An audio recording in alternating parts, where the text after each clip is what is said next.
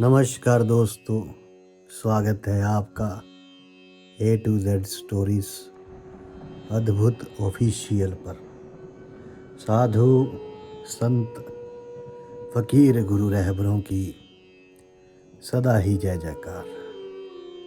सदगुरु कबीर जी महाराज साहब कहते हैं, साधु एक आप जग माही, दूजा कर्म भरम है। कृत्रिम जो दर्पण में छाही।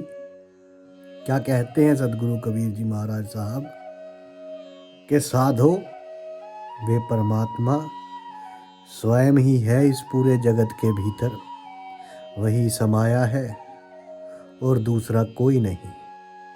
दूजा कर्म भ्रम है कृत्रिम, दूसरा जो भी कर्म भ्रम है वे सब रचा हुआ है, बनाया हुआ खेल है। वे झूठा है। जैसे दर्पण के भीतर आपकी परछाई दिखती है, आप दर्पण के बाहर होते हैं, दर्पण के भीतर सिर्फ आपकी परछाई है, आप स्वयं नहीं होते। इसी प्रकार ये संसार उस परमात्मा की सिर्फ एक कल्पना मात्र है और कुछ भी नहीं।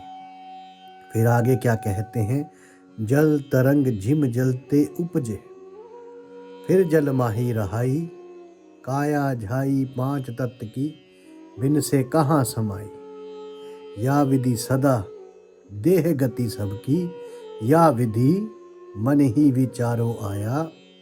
होए नवकर न्यारो परम तत् निर्वाह, सहजे रहे समाया। सहज में ना कहू आवे, ना जावे धरे ना ध्यान, करे नहीं जब तप राम रहीम, ना गावे तीर्थ व्रत, सकल परित्यागे शून्य डोर नहीं लावे। ये धोखा जब समझ परी, तब पूजे कहाँ, पूजा जोग जगत ते, भ्रम ना छूटे जब लग आपन सूझे। कहे कबीर सोई सतगुरु, पूरा जो कोई समझ बझे। तो सदगुरु कबीर जी महाराज साहब यहाँ जो है वे तत्व ज्ञान बता रहे हैं, क्या कि एक ही है परमात्मा, बाकी सब मिथ्या है, सब कृत्रिम बाजी है।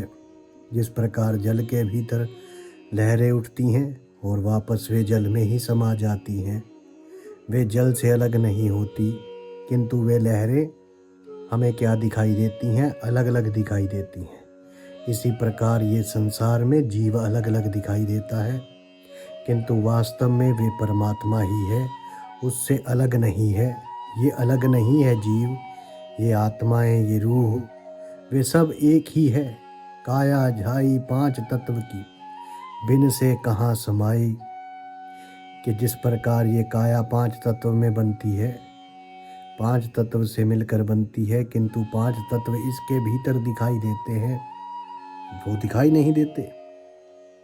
तो नहीं दिखाई देते, किंतु जब इसका विनाश होता है ये वापस उसी में समा जाती हैं, उन पांच तत्व से अलावा और कहीं नहीं जाती। इसी प्रकार ये सारी सृष्टि उस परमात्मा की ही है, उस कुल मालिक से ही उत्पन्न हुई है और उसी में समा जाएगी। इस प्रकार यह विधि सदा देह गति सब की, या विधि मन ही बिचाई, आया होए नव करी न्यारो, परम तत्व निवारो। कि देखो इसी प्रकार ये जो देह सबकी है, तुम्हारी नहीं सबकी देह यही गति होती है, पांच तत्वों को भीतर ये लीन हो जाती है। अपने मन में विचार करके देखो, क्या आपकी देह और दूसरे की देह क्या अलग अलग है? पांच ही तत्वों से तो बनी है। सभी जीवों का यही हाल है। वो परमात्मा वो अलग नहीं है, तुम उसे अलग करके क्यों देख रहे हो? तुम उस परम तत्व को जानो, परम तत्व निर्भर से जो है, परम तत्व निर्भर उसे जानो। फिर आगे क्या कहते हैं, सहजे रहे समाये, सहज में ना कहूँ आए, ना जावे धरे ना ध्यान, करे नहीं जब तब राम रहीम, ना गावे बोले। क्या कह रहे हैं कि सहज में समा के रहो, सहज भाव में रहो, सहज योग में रहो। फिर ना कहीं आना है, ना जाना है, फिर ना किसी का ध्यान धरना है, ना जप करना है, ना तप करना है, ना किसी राम को भजना है, ना रहीम को भजना है। जो सहज में समा गया वे नहीं भजता किसी को, क्योंकि वे स्वयं को जान जाता है कि जो वे कुल मालिक है वो परमात्मा है, वही ये आत्मा है। आत्म परमात्मा एक है नूर जहूर, सब एक ही है। तो अब कौन सा राम और कौन सा रहीम, अब किसको भज रहे हो? यहाँ पर यही है कि किसको भजो। उस सहज भाव में चला जाता है, उसके लिए फिर सब एक हो जाता है। जो भी व्यक्ति उस सहज भाव में चला जाता है। अब आगे क्या कहते हैं साहब सदगुरु कबीर जी महाराज साहब, तीर्थ व्रत सकल परित्याग, शून्य डोरी नहीं लावे। ये तीर्थ, ये व्रत, ये उपवास, इन सब को त्यागो। जो सहज भाव में होता है वे इन सब का त्याग कर देता है, क्योंकि ये सब मन के बनाए हुए हैं। कभी देखा है तीर्थों को किसने बनाया? परमात्मा ने तो नहीं बनाया, ये इंसान ने ही बनाया है। इंसान का मन जो है वो क्रिया तीर्थ बना दिए, इसका मन किया व्रत उपवास बना दिए। जरा सोचिए कि पहले जब करवा चौथ का व्रत नहीं था, क्या तब लोग जीवित नहीं रहते थे? तब लोगों की उम्र हजारों साल थी और आज 100 वर्ष भी नहीं जीता। तो इन सब को छोड़ो, ये सब मिथ्या है। तीर्थ व्रत सकल परित्याग, क्षय डोर नहीं लावे।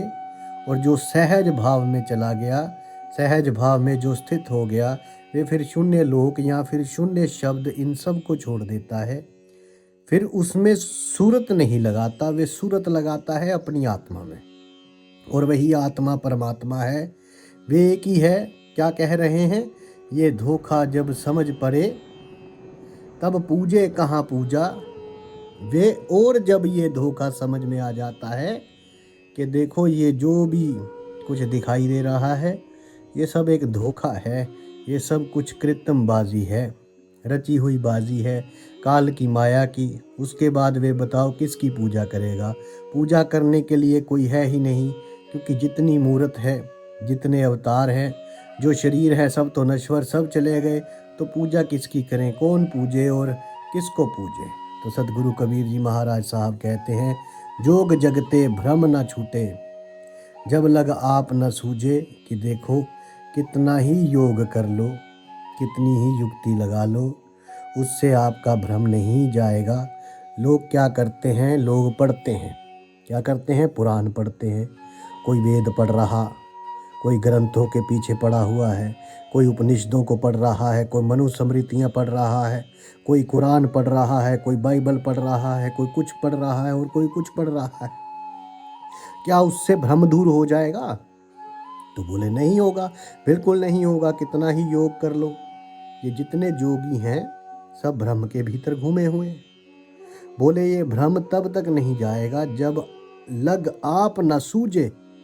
जब तक आप स्वयं अपने आप को नहीं जान लेते, तो पहले आत्म तत्व के दर्शन करो, पहले स्वयं को जानो। जिस दिन स्वयं को जान जाओगे फिर ये सब भ्रम दूर हो जाएंगे, और फिर बुल्ले शाह की तरह कहोगे, मंदिर ढा मस्जिद ढा दे जो कुछ ढेंदा, एक ना ढावी दिल बंदे दा, सोना रब है दिल में रहता। कि वो परमात्मा, ये मंदिर मस्जिद भी अगर ना रहे, वो परमात्मा जो है किस में रहता है? इंसान के दिल में रहता है, हृदय में रहता है। क्योंकि वो भ्रम से दूर हो गए, उन्होंने जान लिया। अब क्या निराकार है, क्या साकार है, निर्गुण है, सगुण है, परमात्मा है नहीं है, क्या है, कैसा है, छोटा है, बड़ा है, किंतु जब तक नहीं हुआ उस परम तत्व का दर्शन, तभी तक लोग इन सारे पुराणों का, ग्रंथों का, इनका प्रमाण देते रहेंगे कि ये देखो इसमें ये लिखा है, इसमें वो लिखा है। आगे क्या कहते हैं सदगुरु कबीर जी महाराज साहब, कबीर सोई सतगुरु पूरा, जो कोई समझे बूझेगा। कहेगा कि भाई देखो तुम फलाना काम मत करो, क्या वो ये कहेगा कि फलाना जो है ये परमेश्वर तुम इसे पूजो? वे सिर्फ यही आपको बताएगा कि आपके भीतर जो आत्मा है वही परम तत्व है, वही वे परमात्मा है जो आत्मा के रूप में आपके अंदर बैठा है। उस तत्व रूप को जानो, वे आपको ये नहीं कहेगा कि कृष्ण परमात्मा है या फिर कबीर परमात्मा है या राम परमात्मा है। जो आपको ये कहता है कृष्ण परमात्मा, राम परमात्मा, कबीर परमात्मा या कोई और संत परमात्मा, इसका मतलब उस व्यक्ति ने स्वयं को, अपने आत्म तत्व को अभी जाना ही नहीं है। उसने कभी इस तत्व रूप को जाना ही नहीं, समझा ही नहीं। यदि तत्व ज्ञान हो गया होता तो वे कभी आपको बाहर की चीज़ों को पूजने के लिए नहीं कहता। क्योंकि सदगुरु कबीर जी महाराज साहब क्या कहते हैं कि ये सब कृतमबाजी है। ऊपर बताया ना सदगुरु कबीर जी महाराज साहब ने कि दूजा कर्म भ्रम है, कृतम जो दर्पण में छाई, कि ये जो दूसरा उस परमात्मा से अलग जो भी कुछ तुम्हें दिखाई दे रहा है, ये सब कुछ कर्म भ्रम की बाजी बनी हुई है, कृत्रिम ख्याल है ये, यानी कि ये रचा हुआ ख्याल है और रचा हुआ खेल है, ये तो झूठी बाजी है। तो जिसे ये समझ में आ गया वे इनके पीछे नहीं भागता। वे क्या करता है, क्या बताया सदगुरु कबीर जी महाराज साहब ने, सहज भाव में स्थित रहो, परमात्मा के अधीन रहो, उस परमात्मा का सुमिरन करो, उसमें प्रेम रखो और विश्वास करो।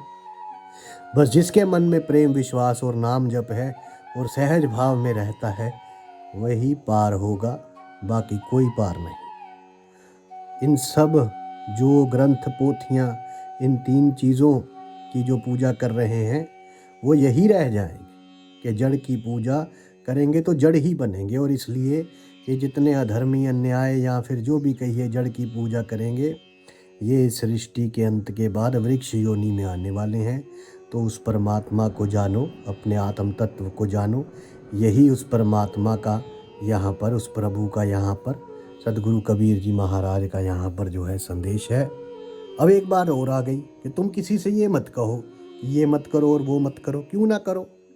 क्योंकि उनकी अपनी मर्जी है, समझाने का कार्य आपका नहीं। उन्हें जहाँ दिख रहा है उन्हें दिखने दो, क्योंकि तुमको उनका मन नहीं दुखाना है। आपने सत्य बात कह दी कि वे परमात्मा तुम्हारे भीतर है, अपने आत्म ज्ञान, आत्म तत्व को जानो, बस इतना है। आगे उनकी मर्जी, जो रास्ता चुनेंगे वही उनकी मंजिल हो जाएगा। तो किसी से बहस मत करो, सहज भाव में रहो, जहाँ परमात्मा ले जाए वहाँ चले जाओ। उसकी जो आज्ञा है, उसकी जो रजा है, उसको पहचानो। तो किसी का मन मत दुखाओ। जो यही रहना चाहता है वो वैसे कर्म करेगा, जो वहीं रहना चाहता है वैसे कर्म करेगा। अब जिसने उसको अपने भीतर देख लिया उसको सबके भीतर दिखेगा, वो कहीं भी चला जाए।